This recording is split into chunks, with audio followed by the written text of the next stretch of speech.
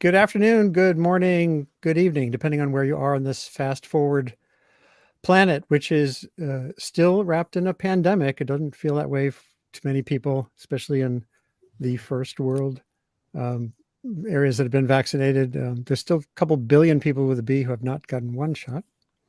And there's vulnerability to whatever comes next pathogenically. It's a disrupted planet politically, geopolitically, and in terms of markets for everything from food to energy still because of Vladimir Putin's invasion of Ukraine. It's a human heated planet, as I've been writing since 1988, and others have, including Exxon, have known since the 70s. And grappling with that reality is the focus today. And it's a planet also with a bit of an information pandemic, infodemic, it's called by the World Health Organization. So cutting through the noise, connecting disciplines that don't talk to each other, connecting with affecting communities who are not able to engage is a vital part of pushing progress. Today, we're going to talk about Not Too Late. It's a book, it's a movement. You'll find out more about that. It's a collection of essays by some old friends and some wonderfully skilled writers, led by one of our guests right now and another who's coming on shortly, Rebecca Solnit, who I'm sure many people watching this and sharing it later will know her work over the years, both as an activist and a writer on the unbalanced vulnerabilities around us, the drivers of injustice, and how to right the wrongs. And Ed Carr, who's at Clark University, a climate geographer. I guess is that a thing, Ed? It is now. Yeah. I've learned, in my journalism, I spent the first years talking mainly to climatologists. And then it was when I stumbled into geography and behavioral sciences that I went, oh my God, climate is not the only thing changing. And the issues we face won't be resolved without social and behavioral political realities changing as well. And these are all embedded in these essays. So Rebecca, I'd love to have you start and just tell the audience a little bit about how this came to be. You're a wonderful essayist and writer and historian, and here you and Thelma have gathered quite an ensemble. How did this come about? What's the goal? Thelma and I got together virtually because she's based in Fiji and I'm based in San Francisco to see what we could do in response to a lot of the climate grief, despair, anxiety, doomism, particularly when it's based on bad frameworks about the nature of power, the nature of change, and bad facts. And so many people think we don't have the solutions, we don't know what to do, nobody cares, it's too late. Thus the name Not Too Late that Thelma pulled out of one of our conversations. And then a year ago, we decided to turn it into a book and pushed hard and went fast and asked the 20 most amazing people we could think of to cover many aspects of the situation: scientists, organizers, policy people like Leah Stokes,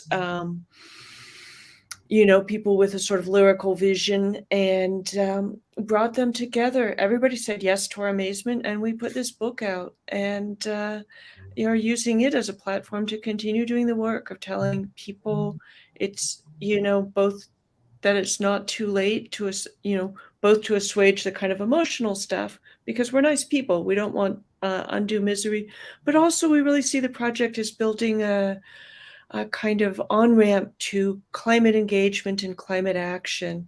We know the principal problem we face right now with climate is political, and that it will only be solved by civil society movements becoming as powerful as the vested interests. And so this is a tool, really kind of a toolkit we're trying to hand people to understand the problem, to understand the nature of change in power, to feel empowered and connected, and to take action. Ed, I'm going to get to you in a second, but I wanted to also mention Jacquelyn Gill, who's coming on in a bit too, who I've known for quite a long time. And now I live in the same region she is in, here in Wabanaki territory in Maine. She has been pummeled of late by people who've gotten so locked into the doom frame that they've become the enemy of progress, if in many ways. As I wouldn't make it a comparison as much as more than, who knows what that means, but in her social media, she's just been attacked relentlessly from this part of the landscape. Is that part of the motivation too? Like, is there any way to jog someone out of that mode? Is that a question for me or for Ed? Up for you, and then we'll get to Ed. Yeah, I saw a really interesting graph, and I have to say that caring about climate has turned into spending more time with graphs than ever before in my life. But a graph showing how similar doomism and denial are, because both of them say, well, one of them says there's nothing we can do, the other one says there's nothing we need to do. And, they're sort of equally wrong. And so, but at the same time, I think the real problem isn't climate denialism. It was much more a problem a while ago. The real problem now is that large numbers of people believe climate change is real, but they're not actually figuring out what to do about it. The fossil fuel industries tried to convince them all we've got is personal virtue, go vegan, ride a bike, don't fly, etc. And those things are very nice.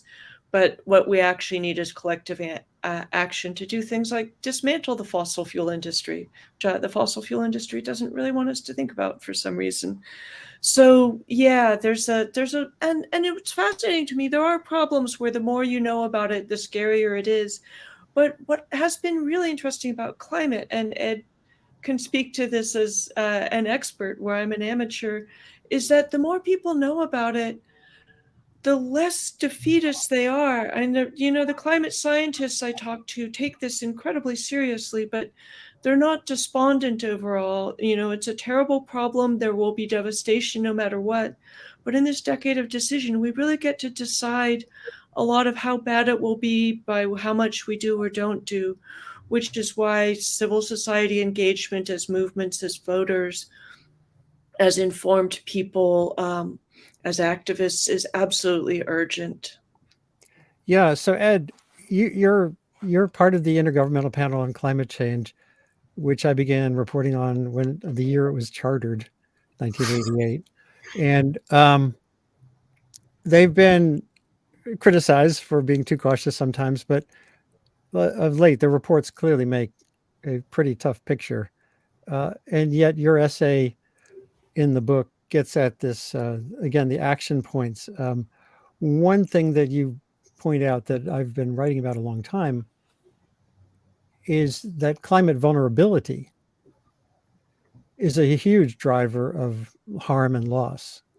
You have the hazard, which is the storm, the flood, the fire, but then you have the exposure, how many people, how much stuff, right. And vulnerability is, are those people resilient or not? And what are the causes of that? Many times they're not a function of climate change. They're a function of social marginalization, inequity, all the forces that have made people vulnerable to many things, ill health, etc.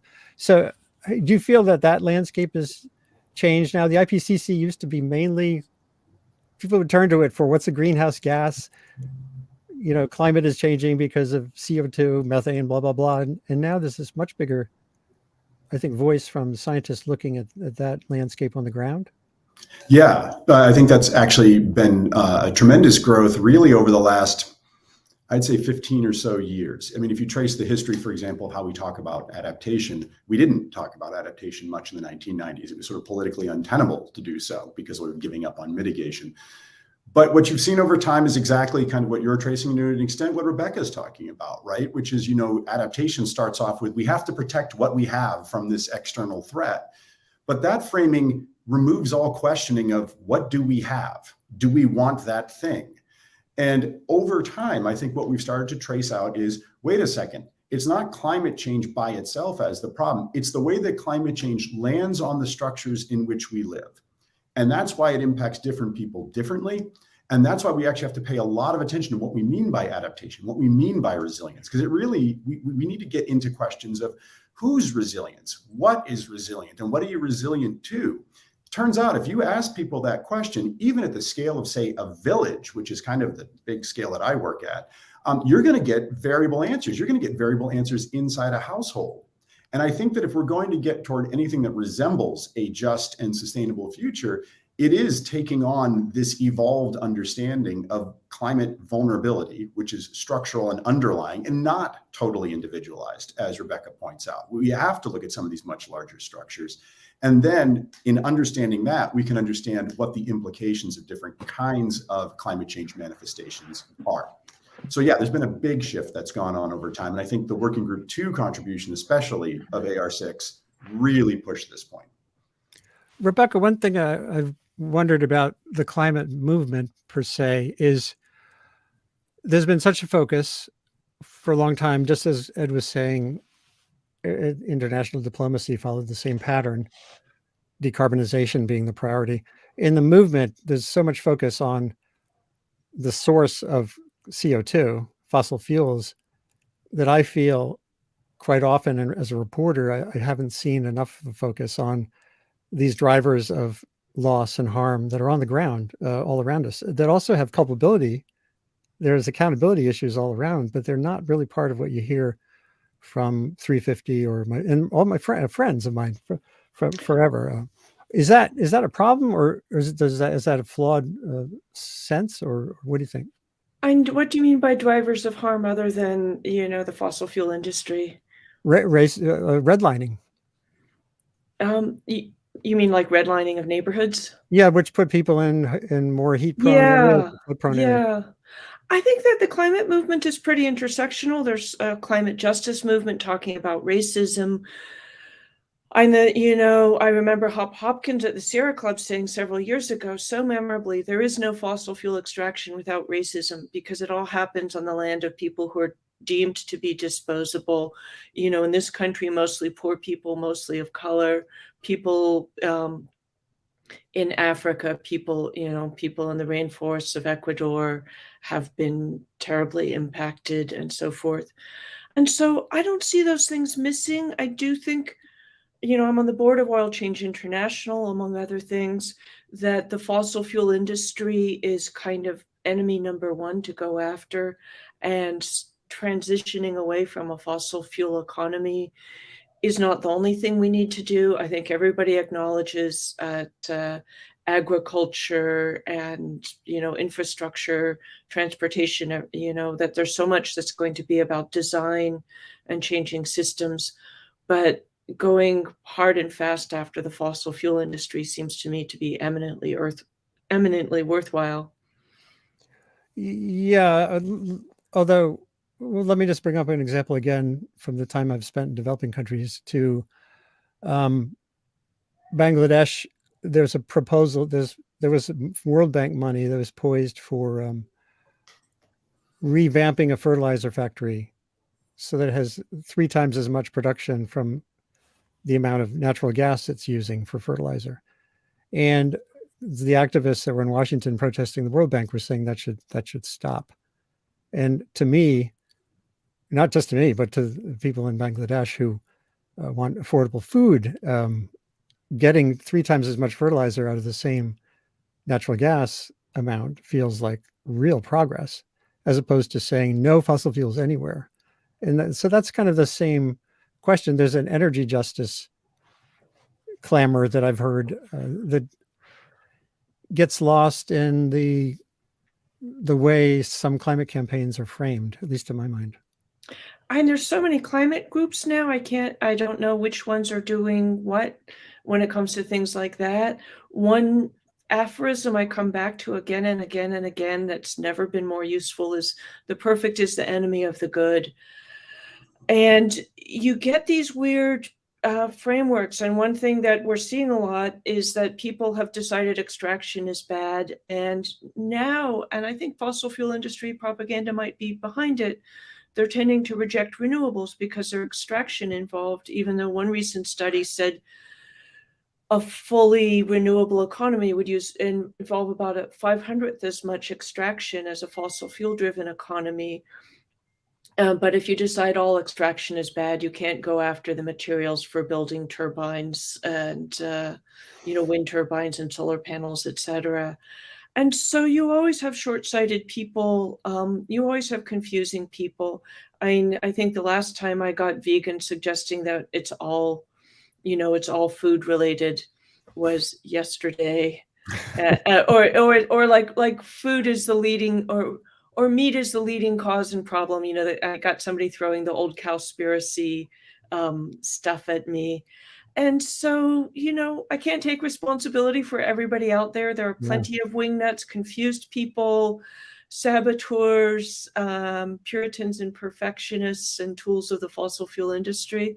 I think the climate movement as a whole has been pretty realistic, and also realistic that the global north historically has created a huge problem. And right now there's a fascinating statistic, and contrary to the kind of virtue focused idea that we're all equally guilty, that the top 1% of people on earth, although I hate the top bottom thing, they're not higher than us, they're just richer than us. The richest 1% of human beings have a bigger climate impact than the poorest 50% of human beings. As far as I'm concerned, most people in Bangladesh can do pretty much anything they want right now. And as a person in the US, I'm not really in a position to tell them not to do it in a lot of ways.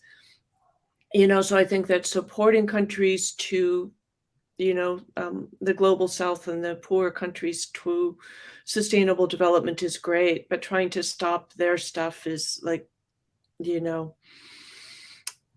picking on things that are not the main problem. Yeah, I tend to agree with you. And Ed, I know it's development. A big chunk of your chapter was on harmonizing sustainable development, climate concerns, and societal decisions.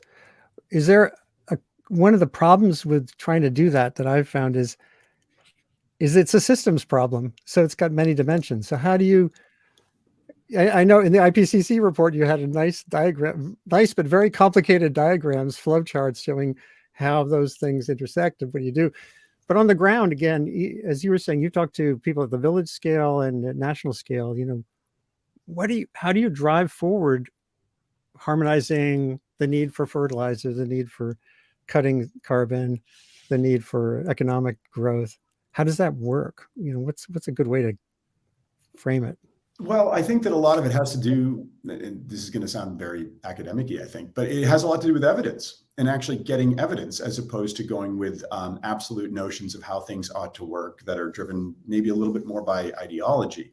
And so the point that's been raised here, I work mostly in sub-Saharan Africa, mostly in West Africa.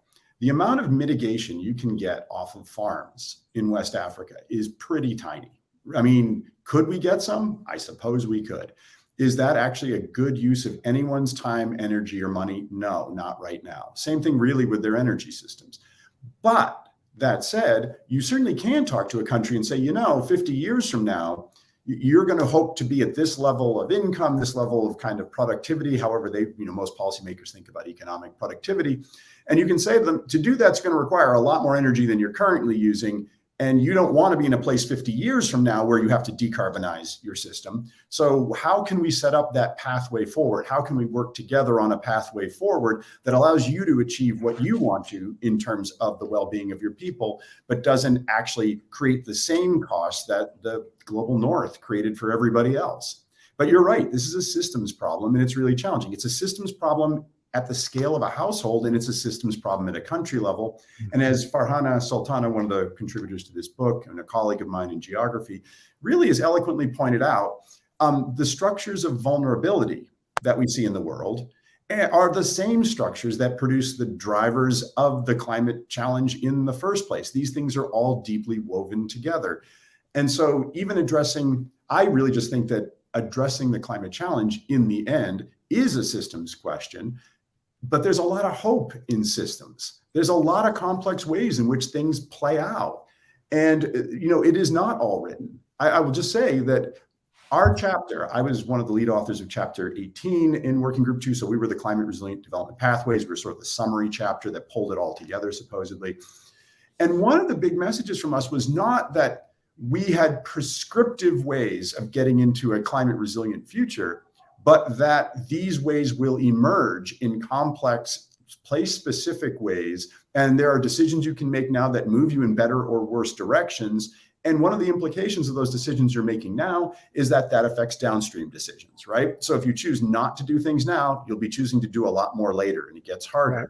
If you choose to do things now, you can set yourself on a much better path. And even, over time, even your bad path starts looking much better. So I think that when you get into the evidence, you really get into how the world works. There's a lot to be, if not optimistic, at least positive thinking forward about opportunities.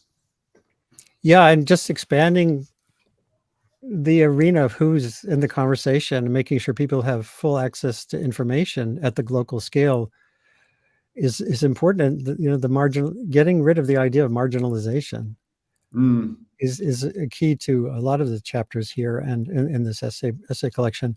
Farhana has been on this show, extraordinary leader on this idea. And this relates to something you were saying, Rebecca, what Ed was saying about the long trajectory, like for a country's development. In one of your essays in this collection, you talk about patience, essentially the divestment campaign, and being comfortable with the way things evolve from just getting people together, a standing rock, some of which you can't anticipate. There can be unplanned adventures and coherence and things that grow out of just getting together. Could you talk about that a little bit before you have to go? Yeah, and something I find with Americans a lot is that they're not comfortable with uncertainty. They often replace it with false certainty. We know what's going to happen. That gives you the optimism that everything will be fine, the pessimism that everything is going to be terrible. Either way, it doesn't demand much of us. So, and that also is paired with impatience. You really see people who think if we protest on Tuesday and the government doesn't fall to its knees and admit we were right on Wednesday, then we failed. And so much of my own life has been observing, sometimes firsthand, sometimes as a, historical writer and reader, how change works. I was just in the Museum of American History, and in 1834 and onward, these female anti-slavery societies were sewing pincushions and aprons to sell at fairs to fund Frederick Douglass and other people's publications and speaking tours. And I know so many people would be like, you can't abolish slavery with pincushions. And I'm fascinated by how things scale up, how things change. We just had that historic victory brought about by the law students of Vanuatu. The UN universally approved a measure to ask the International Court of Justice to hold countries to their Paris agreements, to make them accountable in a way they never have been before. It took about 4 years from when students on Vanuatu, who could have said, oh, we're on this tiny island that's climate threatened, nobody's even heard of us, so I've just seen so many examples of how things scale up, how they build, how they change. And also one of my favorite things that I write about in this book is indirect consequences. We did ultimately stop the KXL pipeline. It took about a dozen years. Lots of people told us we would never win all along the way. None of them came back and apologized. They never do. But also, what did that campaign do? It stopped one pipeline, but it inspired lots of other people to fight lots of other pipeline battles. It educated a ton of people, including me, about the tar sands and the role pipelines play in making fossil fuel cheaper than shipping it other ways, and what you can do with a point of vulnerability like a pipeline. It created solidarity between native and non-native people in Nebraska with Bold, Nebraska. And every good movement has so many indirect consequences. Standing Rock inspired Alexandria Ocasio-Cortez to run for Congress, where she would then introduce the Green New Deal, which hasn't passed, but became enormously influential. I find that stuff fascinating, but you have to think in the long term. I wrote a piece for The Guardian last fall where I said I'm a tortoise at a mayfly party.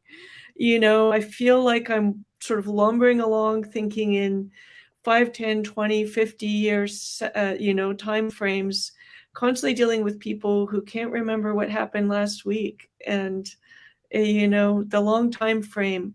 I think amnesia creates despair, and memory creates hope.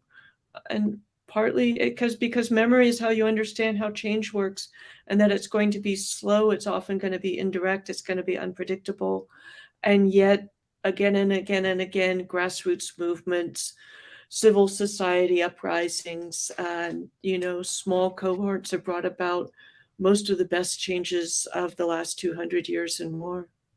And So, Andy, I would just jump in to say, like, Rebecca has talked about and used the phrase like cathedral thinking, which I find perfect actually for what's in front of us.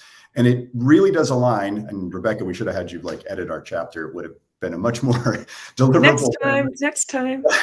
Because that's what chapter 18, talking about climate resilient development pathways, that's what we were talking about.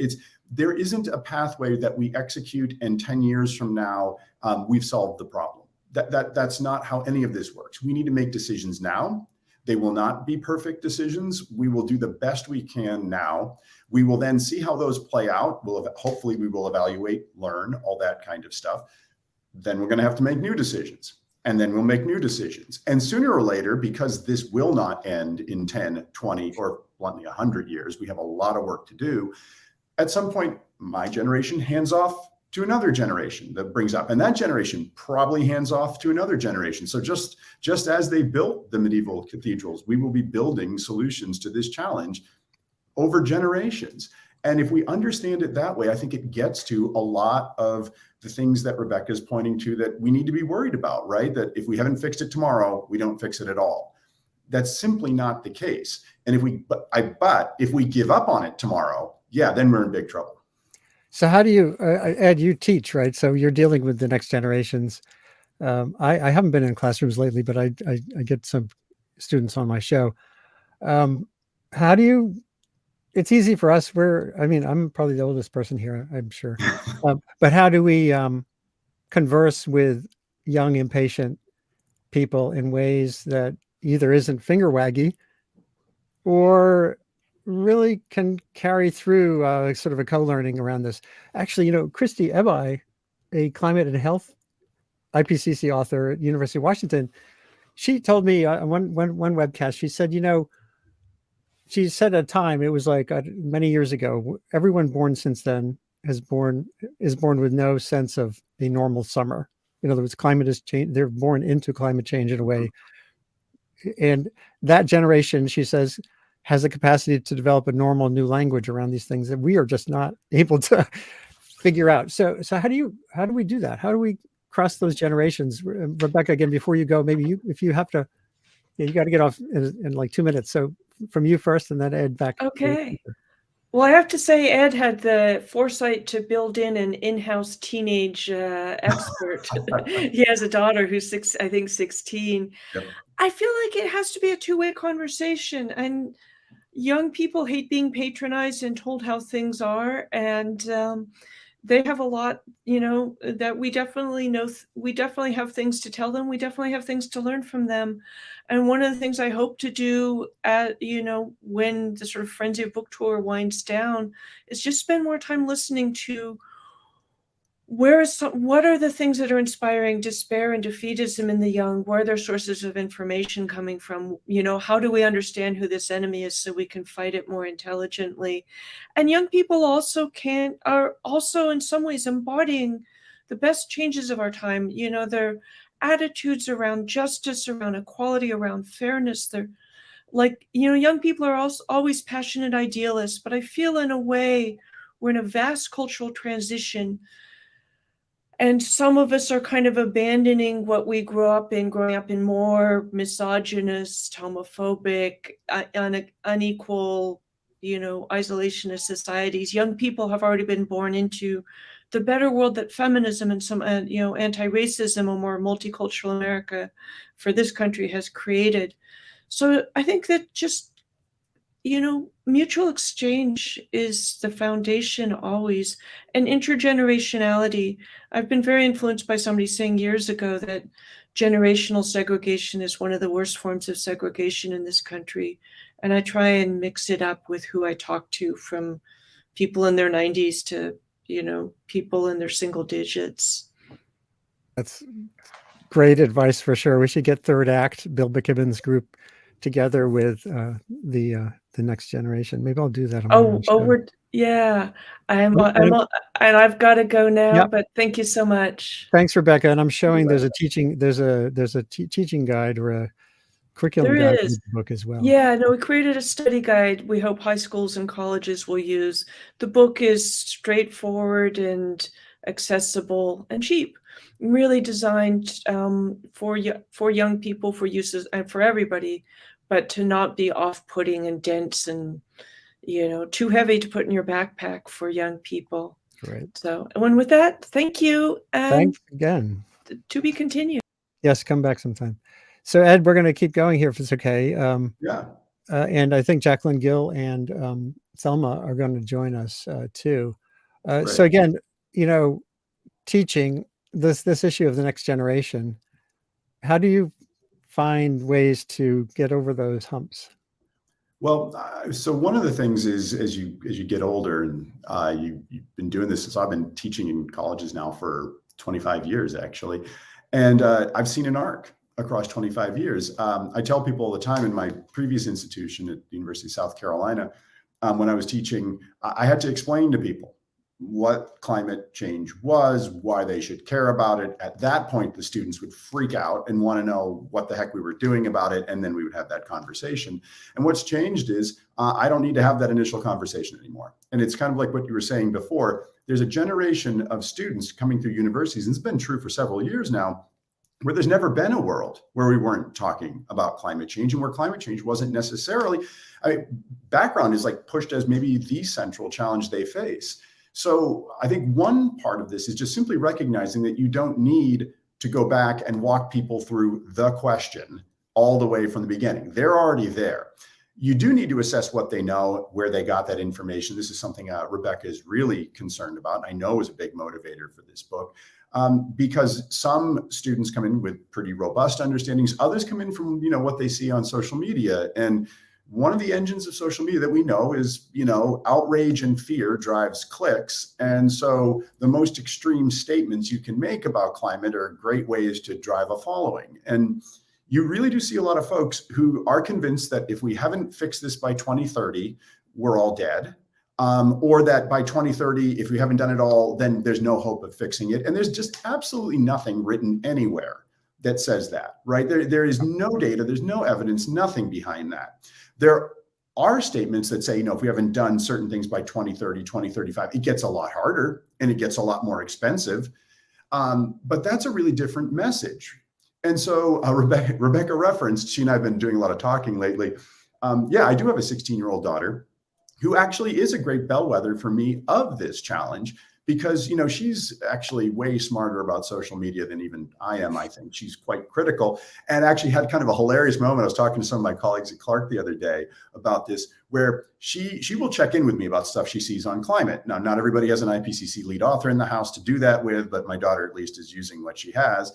And she'll say, what the heck is this thing? Like, is this valid? Does this make any sense? And I'll explain if it does or it doesn't. But the other day, she was raging out about somebody firing off really extreme statements on either Twitter, Instagram, something like that. And she said, they were like, we have to act now or we're all doomed. She's like, and there wasn't even a link.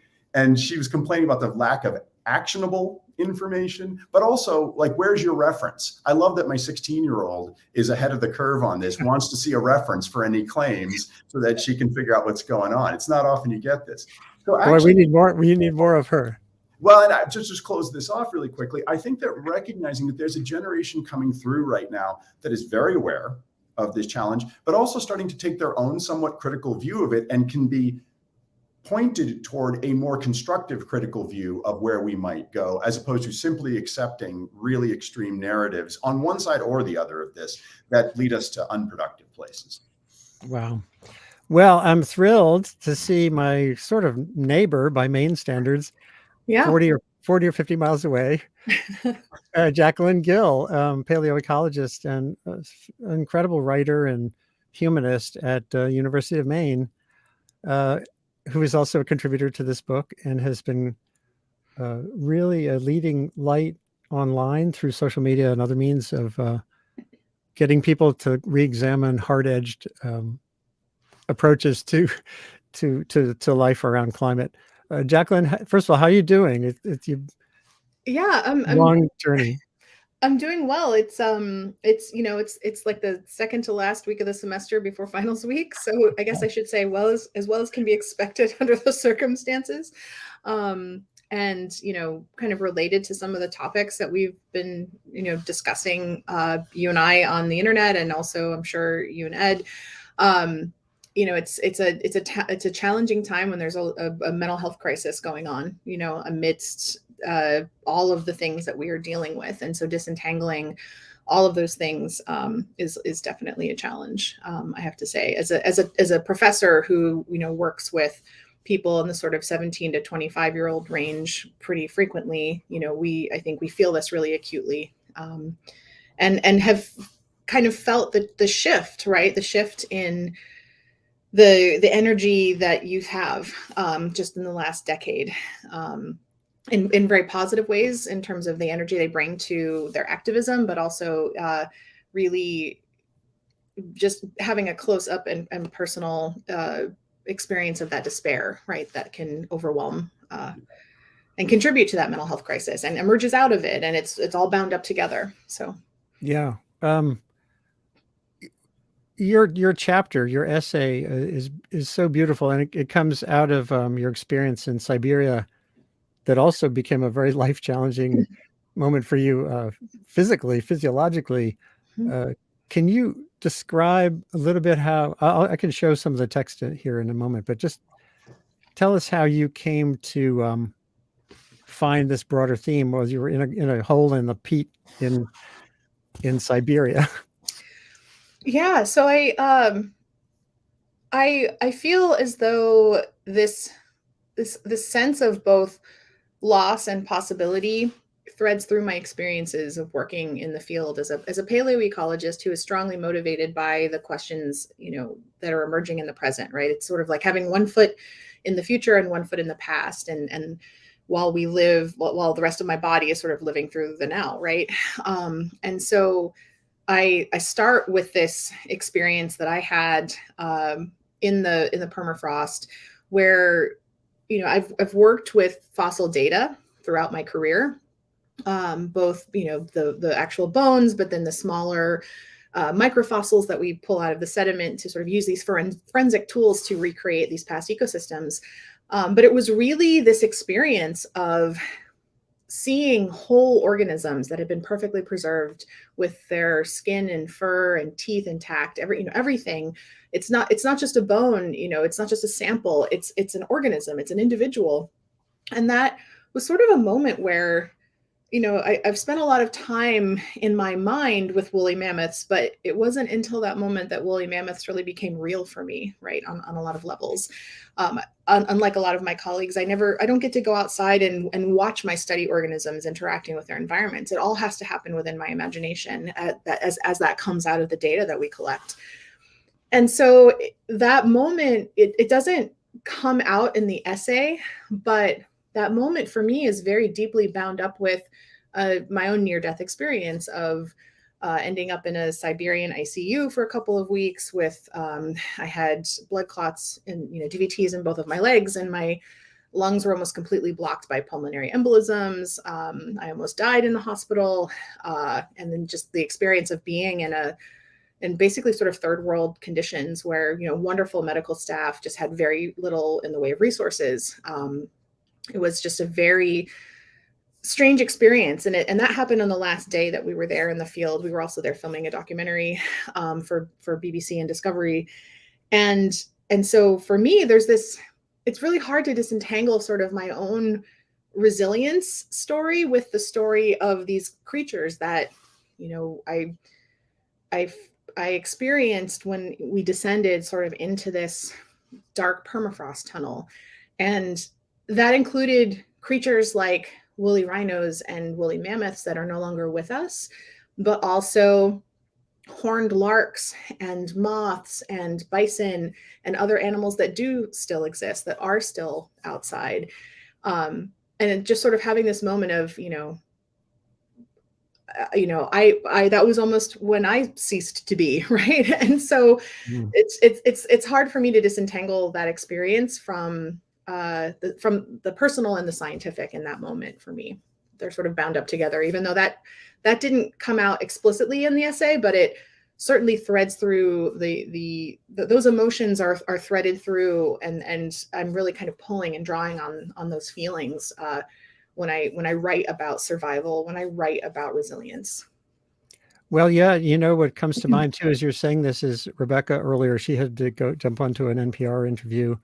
Nice. We were talking about sections she describes in her essays, about moments she describes that relate to the importance of patience and letting time do its work in terms of movement building. Or Yeah. she described the decade it took for the divestment movement to get to the point where it had effect, and AOC, being at the Standing Rock in a car with people who then led her partially to her being who she is today in Congress.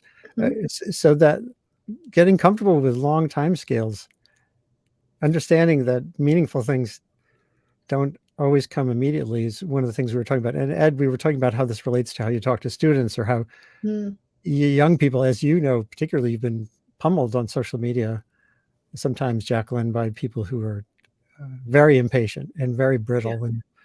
Yeah.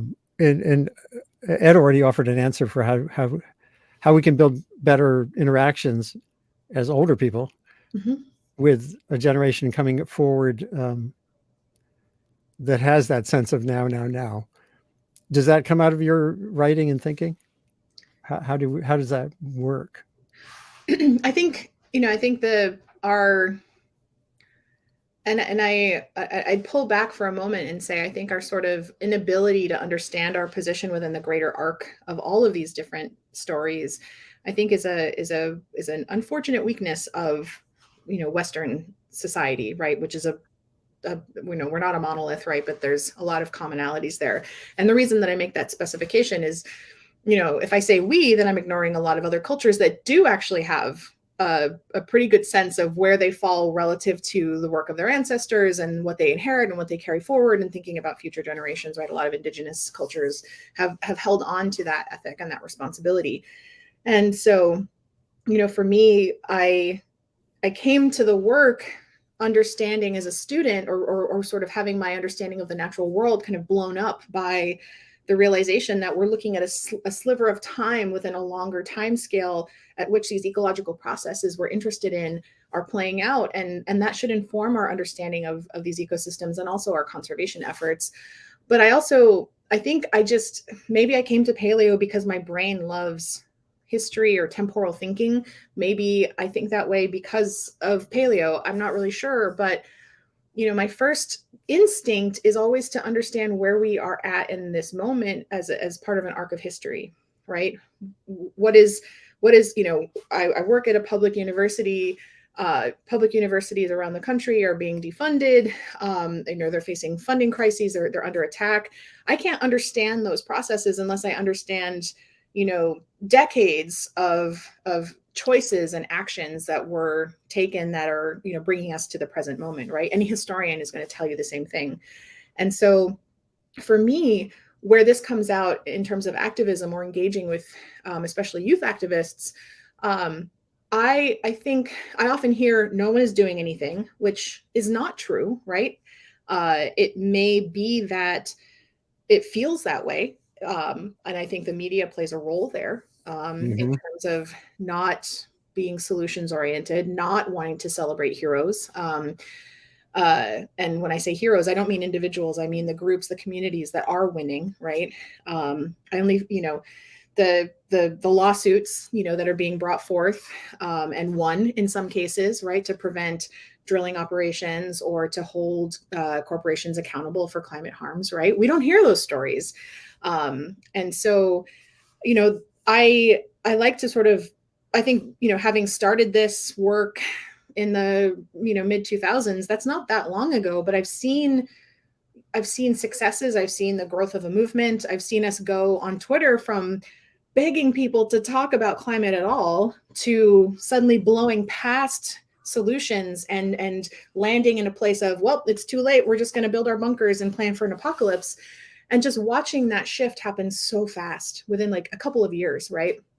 Of going from no discussion at all to the it's too late framework. And so just from that sort of arc of, 2005-ish to now, not even quite 20 years, that the rise of a climate youth movement happened really quickly. All of these things are, I think it's important to have that broader perspective, whether that's something you're learning from reading or you're learning from talking to elders or whatever it is. I think the energy and the drive and the demand for change is good energy that can be leveraged to drive all kinds of positive change. But I think it's easy to get bogged down in the feeling that, well, if we don't have this immediate success, we should just give up. And that's not how any movement has ever worked. And this is where I turn to the history of other movements, social justice movements. Those, to me, that's where, I can see, okay, well, how long did it take for these rights to be won or for these cases to be won in court or, whatever it was to have the social change that's necessary, often with the legislation leading the social change. All of those perspectives I think are valuable. And I worry that we're losing that. I worry that the immediacy of social media and the sort of narrow slice that, we are sort of narrow understanding within a broader arc of these processes, these movements. I think that makes us feel isolated. I think that makes us feel like things aren't happening, especially if you're just recently waking up to this. But this is where I think, those of us who have been doing this a little bit longer have perspective that's valuable here. And, for me, when I was starting to feel burnt out, I looked to the movement leaders who have been doing this work, in climate and other movements for a very long time. And my first instinct was to see, well, what can I learn from them about sustainability, about my sustainability within this kind of work? And I would just urge others sort of feeling stuck or lost, to just take a moment and pull back and look at how much has changed, right? And how much capacity building has emerged in just the last few years.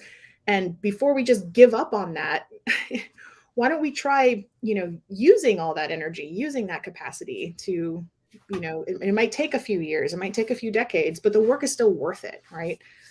Yeah. Like this is that line I have in the essay, about planting trees that we know will never shade us, right? That is,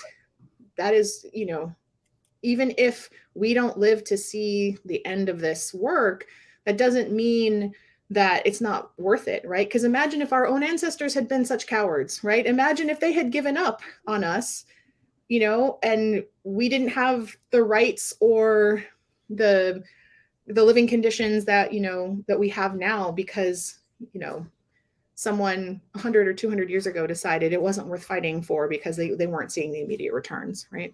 Right. And that gets at the journey being more important than the destination in some ways, or is expectation of destination. That was the motto of my very first college. Oh, yeah. Where was that? I started at a small liberal arts school named Goddard College, which in Vermont, which closed its campus program when I was 2 years in, and that's how I ended up at another college campus. So, it's also this reminds me so much of all the time I spent reporting on the climate treaty process, back in the 80s, in 1992, when there was all this expectation of a perfect instrument resulting, a binding contract, essentially, targets and timetables. Uh-huh. And by Paris, from Copenhagen to Paris, 2009 through 2015, that model faded. A lot of environmental groups had built their whole push around targets and timetables. Mm. And Paris, what was so cool about Paris is the destination was a journey. Paris created a roadmap for the next 100 years with nationally determined contributions, not a chart for how the carbon police will determine what countries do. And so it's kind of reflective of what you're saying here more generally. And and a lot of, when I wrote about the Paris Agreement in the New York Times, I said, so it's the ultimate success because it's sort of shaped around how humanity works. You're building collaboration, you're building sharing of goals, and but it's not binding, which is like, oh, shit, wouldn't it be nice if some top-down entity could just solve this for us with a Yeah. And so that's kind of like, it feels similar to what you're talking about in the book, which is more not so focused on diplomacy, et cetera. Ed, you've been in that whole arena too. The IPCC was chartered really to advise the framework convention parties in a sense. So do you have the same sense that, are people expecting a perfect IPCC report someday? AR7, AR8. Oh, finally we'll get sea level. Finally we'll figure out, I think there has been that expectation to a certain extent. Is that going away, and is that good?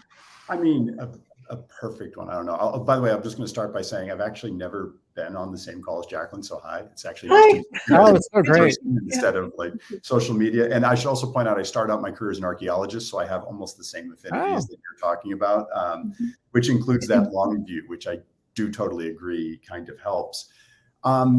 But to your question, Andy, about the IPCC, or for that matter, the policy arena, I mean, remember, the IPCC, in the end, what is the AR really? It is the agreed set of facts upon which the climate negotiations rest. That's why it's negotiated, the summary for policymakers, all that kind of stuff. And so in that sense, perfection isn't really the question, right? It's just, are there facts people can agree to, so when they start negotiating with each other over who's responsible for what, at least we have that foundation to work from. In that sense, the IPCC is fine. I think it basically does that. I do think there is a real question, though, and this is a question coming from, I'm just going to say, from authors of the IPCC, which is just a continuing repetition of the assessment reports as they currently exist. What is the value add of that really? And with the exception, I think, of informing baseline negotiations, there's a real question to be had there. And I will give you an example of like one of the challenges that pops up. I'm currently leading a report for the Board for International Food and Agricultural Development, BIFAD. BIFAD advises the U.S. Agency for International Development on food security matters. And this report is meant to help people think about what they should be working on in terms of food security and agricultural development under climate change. Well, we want to be evidence-based when we do this. We don't want to just make stuff up. But if you go to the IPCC reports, which is a great place, great assessment of evidence, the IPCC reports are framed around global scale questions. So if you go to the chapter that addresses food security and other products that we get from the environment, it's a really good chapter for understanding what we're looking at globally. There's almost no subglobal data in that chapter, and that's not the author's fault. I want to be very clear. This is about the way that chapter is framed. But that also means that from a policy and implementation perspective, that chapter is not helpful. You can't do anything with that because no one implements globally at all. There are no budgets that operate globally. This stuff happens at largest nationally and typically smaller than that. And our data doesn't really align with the policy need, aside from, I would argue, like Working Group 2 is really good at pointing out we have a gigantic global challenge here, but the solution won't be global. The solution is going to be national or subnational. So we have a mismatch between the document we keep producing and the information people need to do anything about it. Yeah. How we bring those things together, that is a really critical question. I'm not sure that's the IPCC's purview or if there's something else that has to be done, but I think that that's one of the critical questions that's emerging right now around this. Oh boy. And Jacquelyn, as a scientist, trying to be sure your work is informing relevant communities, you must think about this too. I've been involved with the UN Disaster Risk Reduction Agency for many years as an advisor on some of their reports, and I like that they have 8 regional hubs. They have regional hubs. Oh, Rebecca's back. How cool! Hi, Rebecca. Hello. I just couldn't resist a chance to see Jacquelyn. And Oh, great. We were just talking about what's needed as an interface between information and response in communities that need it most. And I was mentioning that the UN Disaster Risk Reduction Agency has regional hubs, South Asia, Americas, Caribbean. And that, if there were more investment in sort of those interfaces, and think about that at the US scale too, you know, what's needed now, there's money, right? There's infrastructure money, there's clean energy money.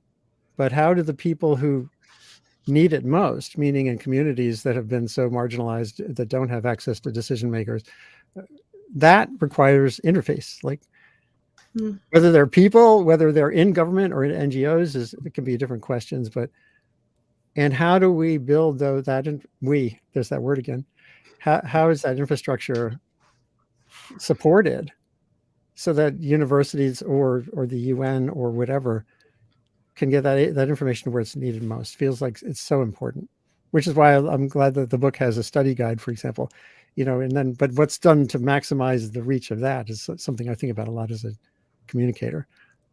Jacquelyn, what comes to mind for you? Well, and I don't have answers in terms of, you know, the how do we translate science to policy. I'm still trying to figure that out with the local communities that I work with, right? And that's, you know, that's an ongoing process. You know, there's a lot of papers. Paleoecologists have spilled a lot of ink basically saying, those of you who are working on global change problems should listen to us. We have some knowledge about the past that can be relevant here, but actually making those connections with the people who are making decisions on the ground is really challenging. You know, the people who are managing a particular, you know, natural reserve or something, right? Like getting to those people, that's where, you know, we need those on the ground relationships. But from a sort of broader communications, you know, just kind of climate conversation perspective, you know, 10 years ago, the number one, or maybe even 5 or 8 years ago, the number one question that I would receive from people is, you know, is this really happening? You know, how bad is it? And now the question has shifted to what can I do, right? And there's been an evolution of what can I do. At first, it was the sort of usual individualistic solutions, like, you know, what can I do in my house, right? What light bulbs can I switch out? Which car is better, this one or this one? Cloth or plastic diapers, right? You know, what's the best option from a consumerist perspective? And I think there's been a shift in thinking just in the last few years that, at least in terms of my observations of conversations and the questions that I get, have now shifted to what can I do because I am a small person and this is a bigger problem, right? This is bigger than me. What can I do? What could I possibly do to push back against this tide, these huge forces, you know, as we start to identify that things like colonialism and capitalism are parts of the climate problem, then somehow the solutions become more abstract, right? Because when someone thinks it's you know, if it's a consumerist problem, then that has easy solutions in that as long as you have access and the funds to be able to make certain purchases, you can choose this versus this, right? And that's, I think people are realizing that that's not the pathway out of this.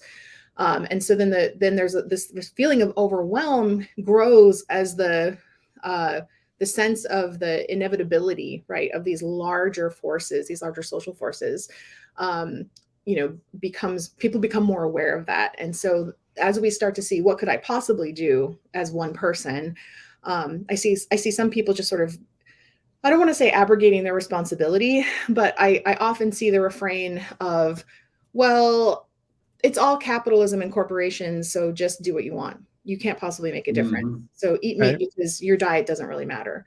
Buy this because your diet, you know, because your purchases don't really matter against this larger force, as though we are not also participating, you know, within those broader systems. And so that's, I think, part of it. And then the other part of it is, you know, will I have a future? Will I grow up and get married? And is there a point in going to college? Right. And I, you know, when I hear that from young people, you know, I really worry that the messaging that, you know, our relentless focusing on it's real, it's us, it's bad, you know, without, and so what we need to do is X or Y, right? We're not road mapping any futures, right? For people to see themselves a part of, like, not just the future, but the process to get us there. And so that's a communications failure.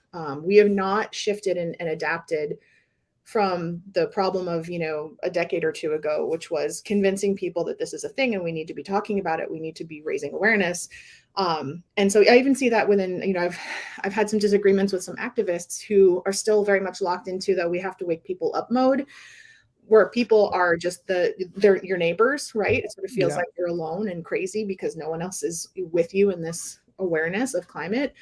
But not recognizing that when you wake people up, you need to be giving them something to do. You need to be opening a door for them to walk through.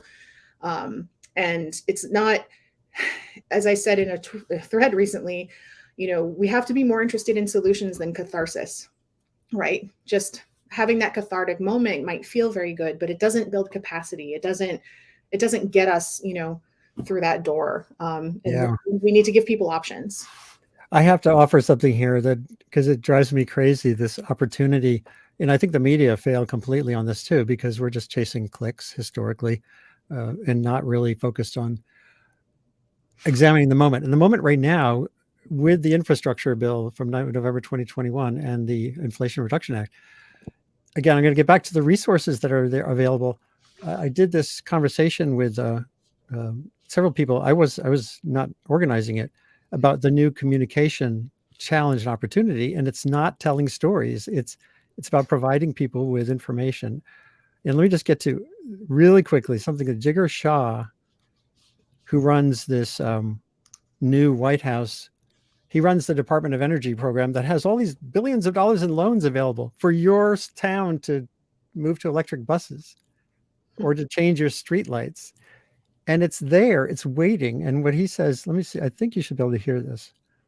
We have thousands, actually tens of thousands, who are already active on these issues. When you think about what this takes, we have 19,500 organized cities and towns and communities in this country. That's it, 19,500. 14,500 of them have a population that's less than 5,000, right? And so what this requires is sustained effort at the local level, always, right? When the transit authority makes the decision to replace old diesel buses with something else, they need to choose electric buses. And we have programs to pay for it. But if the transit agency doesn't apply for the program, it doesn't happen. And I can't force them to do it from the federal government. All I can do is say, here are all of the resources. But someone in the local community can force them to make a decision that's in their own best financial interest. The same thing's true with the way in which school buses are done. Only 50% of streetlights in this country are LED. We could replace all the rest of the streetlights with LED lights. It's like an 8-month payback, right? The amount of school rooftops that don't have solar on them when it's fully financeable and you save money from day one, right? I mean, what it takes is someone who actually is willing to spend a few extra hours every week to say, you know what, I want to make my community better. And the federal government's passed $1.2 trillion to support that, but we can't force it top down. That's not how our country works, right? It's got to be forced at the local level with resources that we provide to that, change maker and that muckraker. I mean, that just, I play this for someone almost every week, and because it just shows you, and what can I do as a communications person, at Columbia, or what can we all do at universities or through the project Not Too Late, to give whether it's a toolkit or the like, so that the person who is engaged knows that it's not this massive climate crisis. There's now a massive opportunity. And by the way, that was just the infrastructure money. We had that interview. That was that was before the IRA bill. So it's just like that much more opportunity, and that could be nonpartisan. He said that, you know what? He said there are more red state police departments are buying Teslas, electric vehicles, than blue states. So it's not red blue either, because they're fast, right? And they know that they can chase someone down, whatever. I have all kinds of issues with police chases. That's a whole separate question, but you get the idea. The idea is that you can do stuff, and get around some of these barriers. And then that builds outward, momentum can happen from that. But Andy, I think as we talk about this, and that was a great clip, by the way. I mean, I think of two different ways that when we think about policy and to some extent social change here. And one of them is, and this is kind of maybe in the world of Jacquelyn and I, is engagement. I mean, by that, I mean, we don't just write our articles and hope someone's reading them in an agency, because that doesn't happen. I mean, I was a policy advisor to an Obama appointee and just no one's reading the articles.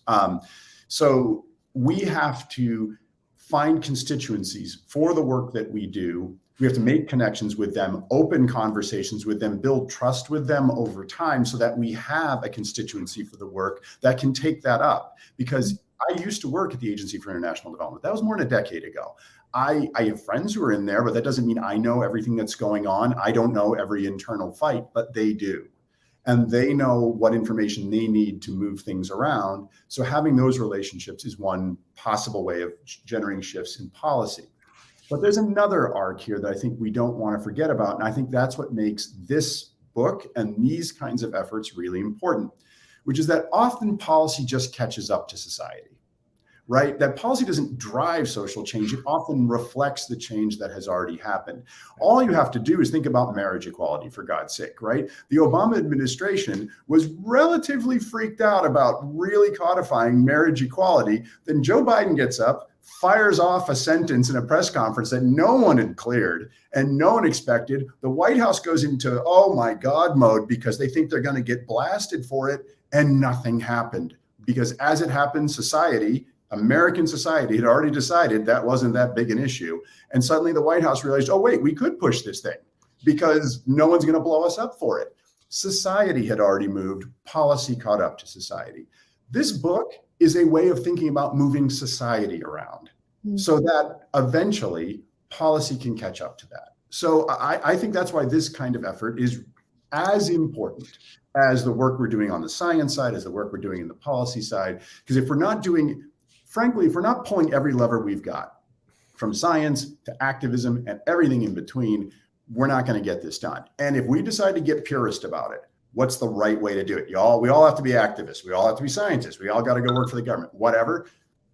We're not going to get this done. I mean, we'll just end up shooting. It'll be a circular firing squad, and that'll be the end of us. And we can't do that. We have to respect there's a lot of different roles and a lot of different ways to do stuff. And people need to decide what part of that they want to be engaged with. So I'm all for just promoting as many different ways of getting these messages out and all the different audiences we can possibly engage with. That's why I was really excited about this particular effort. Yeah. Rebecca, I'd love to hear from you on that too. If you could broaden this out, if there's somewhere on the web where you could even broaden the range of voices, or what would that look like? What does success look like maybe in let's say 5 or 10 years? I want to just pick up from something that Ed said, where it's not just that Biden fired off this sentence that made the Obama administration get behind marriage equality. There's a way you can tell the story where, like, the Supreme Court handed it down, or the Obama administration handed it down. If you look at how absolutely homophobic this society was, into the 1970s, where to be queer was to be treated as either mentally ill or criminal or both, then it's countless queer people and their friends, family, allies, etc., queer people who came out of the closet, who argued for their rights, who fought battles along the way, that created a reality. I often think of policy and governmental action as ratifying decisions that have already been made by society. And this is, if you understand it, why power often lies as well in the margins, the shadows, where nobody's paying attention, where people decide that Black Lives Matter, decide 200 years ago to abolish slavery, or that women should get the vote, decide, these things that really shift consciousness. And in a sense, government ratifies what the public's, like, leaving aside the question of unpopular authoritarian regimes, ratifies what the public has already gotten behind. The public gets behind it when people lead through organizing activism ideas, whether they come from church pulpits or radio shows or writers, conversations, etc. And that process fascinates and energizes me and gives me hope, going, and I do think we need a vision of the future. And Alexandria Ocasio-Cortez did that wonderful video a few years ago about, that pretended as a kind of counter narrative where the Green New Deal had passed, and Ocasio-Cortez had some silver in her hair like I have now. And she's just talking about like what we did. We actually have a couple pieces in the book that do the same thing. We have a wonderful piece by Marianne Hitt, and who led the Beyond Coal campaign. And nobody's better equipped than her to talk about, how we can change the world, because the Beyond Coal campaign has prevented or shut down 350 coal plants and seen this country go from 50% coal electricity generation to a pretty small percentage.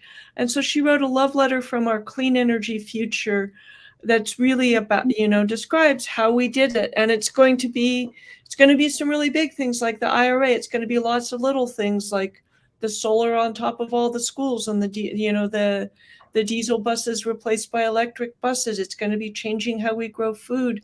One of the things I find fascinating and kind of beautiful and also incredibly difficult about climate is that there isn't a solution. There's a million solutions. It's how we protect forests and oceans and soil and wildlife, how we design, how we live, how we move, how we eat, and underneath that, there have to be really radically different values than the values of industrial capitalist individualism. And I think those values are also emerging. And so, we can envision that future. We should spend a lot more time envisioning it.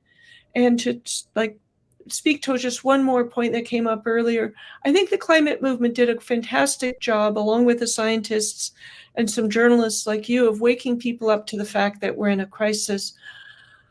I feel like that job has been largely accomplished, and we need to wake them up to the fact that we have solutions to the crisis, and that the solutions are as urgent as the crisis. Because that's one of the really absent picture. Sorry, somehow I'm getting all scrambled. One of the really absent pieces of most people's picture. We have the solutions. There was a great banner in the 2014 400,000 strong climate march in New York City that said we have the solutions. We say it in every way we can, but people don't really believe it. You see the ridiculous fuss over the fusion thing at Lawrence Livermore Labs, Right. where the mainstream media framed it like, oh my God, we have an energy solution. And it's like, you idiots, we have two called solar and wind and a bunch of other ones. They work really well. Texas is getting more power from them than it gets from coal. Tell people about that. Although it's hard to tell people stories that aren't something that happened yesterday, but gradual shifts and increments. The reason I'm showing this selection from the book is I love this idea of musculature. The imagination is a muscle. In other words, you have to practice these things, and practicing informing neighbors about something you're doing is really a vital strategy as well. Getting started small. This is where I think incrementalism has gotten a bad rap. Yes, industry has co-opted the idea of individualism, but how do you build a movement? You build a movement through myriad individuals convening and testing muscles, going to the town meeting, just listening. There's a scientist, a young woman in New York City, who created a group just designing. It's just to get scientists, whatever they study, to go to their city council meeting. Mm-hmm. Just what's the ecosystem of change where I am, and maybe what's the role I could play in that, and then practice. Can lead to more comfort and more enthusiasm. And imagining, of course, the future, as this really neat conversation with Adrienne Marie Brown gets at, is another thing the book gets at. I could talk with you all forever. I know we're past our normal time. If you have a few more thoughts you want to share before we end, that's fine. But this has been a wonderful beginning. And Rebecca, I'm really glad you could come back. I did NPR in 20 minutes and hopped right back. It was good. It's an interesting day. But yeah, I think that we have we're so inculcated. I don't know whether it's Christian eschatological apocalyptic culture or all the dystopian movies. And I grew up on Road Warrior and Terminator, etc. But we see so many dystopias and so few utopias. And we also don't talk much about some of the ways in which things have actually gotten better and why. And, for women, for people of color, for queer people, for people with disabilities, for, that the culture has changed so profoundly in my lifetime, and also around environmental awareness. And those slow stories, I think, are such an important part of understanding change, and that it is often incremental, and it can be, it often, for me, feels like an earthquake. Pressure builds up slowly, and marriage equality fits that template. Pressure builds up slowly over decades, and then there's a sudden rupture, and you're in a different world than you were before. And so getting people to understand the nature of change, the nature of power, and things like that are as much part of the work, I think, of creating people who can really take action as giving them the specific facts. And Thelma and I like to say they need good facts and good frameworks. And with Not Too Late, we tried to bring both together, along with 20 of the most amazing people we could possibly imagine. And it's been thrilling hanging out with two of them today. Facts and frameworks. I like that. I like alliteration too. You must be a writer. Ed, a last thought from you, and then maybe Jacquelyn. And Jacquelyn, let's finally get together. I know you've had a really tough time these last few months with health and stuff, but we're just down the road. So Ed, sure. I think very, very quickly, I think and I think this actually relates to what Jacquelyn wrote as well as some of the other things she's communicated. There's a sense of loss here, right, that's going on around climate. I can talk about this all day. I won't, except to say that I'm living back in New England after being gone for a very long time. And the shock, the world I grew up in, the woods I played in as a kid, it doesn't exist anymore. It's gone. And on one hand, there's a sense of loss with that. But there's also, and this goes to the point people were just making a minute ago, there's an empowerment that comes from that. Because if that's already gone, then I'm not saving that. And I need to start thinking forward to the world I want to live in, and I want my kids to live in. And that means working that muscle of imagination and looking forward. And that really is part of the conversation that needs to change. There is still a little bit too much of we have to save something. But I think the thing that people think they're saving a lot of times is already gone. And that, again, you can think of that as, oh no, we're doomed, it's over, we should quit. Or you can say, wait, if that's gone, what do I want? If I don't have to save that thing anymore, if that's not a possibility, what do I want to build? And I think that I see that as possibly empowering, and that's a chance to change some of that narrative. And I think that could be very helpful for us going forward. And I would just add to that I think one of the best things that we can do as individuals as we engage in this work is to let go of binary thinking, letting go of the idea that climate is a pass-fail process.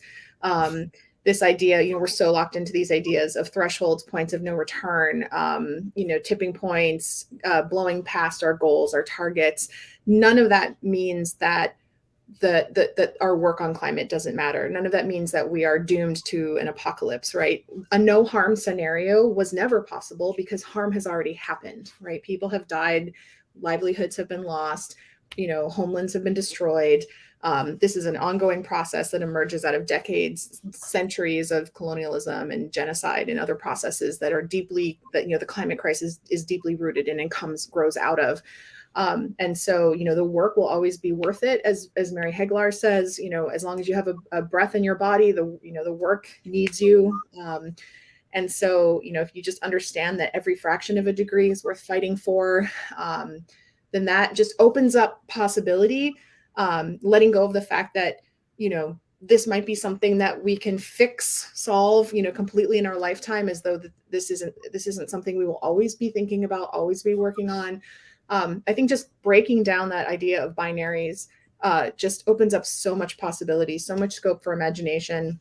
and you just give yourself permission to engage in the work with so many other people who are also doing this work without any expectation of a particular outcome, because that work is going to be meaningful. You know, especially if it's at the community scale, especially if it's at the local scale. If you're doing mutual aid, you are pushing for stronger social networks. If you're pushing for green infrastructure that benefits everyone, regardless of whether or not climate change was happening, as we used to say, right? Getting rid of air pollution is good, even if climate change isn't real, right? All of those things are still true. And so building local resilience and capacity, caring for the most vulnerable, all of those things matter. And there are people on the ground doing this work right now who desperately need support. They need finances, they need bodies, they need effort and brains and imagination.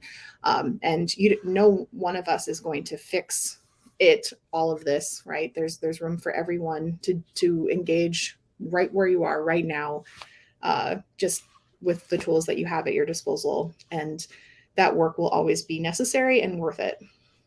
That's just wonderful. And just going to share one little thing here before we close out, which is digital green. It's the miracle that's connecting us all today. The internet can still be, no matter what Elon Musk does, you can find ways to do that global, local connection too. So as you can find people working on your problem, whether it's permaculture or family planning or paleoecology or the rest. You can connect around the world now in ways that were inconceivable. So there we go. So this project, I think, is just the beginning of a wonderful adventure. I'd like to help facilitate it being a global conversation, for example, connecting this project with those on the ground elsewhere who might not know about it because it's in English, or maybe it's being translated already. So let's see. Thank you again for all being here today. Rebecca Solnit, a great author and thinker and activist, and Jacquelyn Gill, my neighbor and paleoecologist, one of the best writers at that translational interface between science and society that I know, and Ed Carr, geographer extraordinaire. I've learned huge amounts from you and your colleagues, Diana Liverman and so many others. Climate science is not just about the atmosphere. It's about stuff on the ground, and knowing the dynamics of societies as much as we know climate is vital if we want to have a smoother ride in this century. This is Andy Revkin, Columbia Climate School, up here in Wabanaki Territory in Maine, where I finally have a hardwired connection to the internet. So I don't have that fuzzy connection. Please get in touch with me right away. By looking at that scrolling, distracting bar at the bottom, you can find ways to react, to share this. This becomes a shareable video as soon as we are done, and on 4 different platforms. Thanks again, everyone. Let's do it again. Yes, please. Absolutely. Thank you.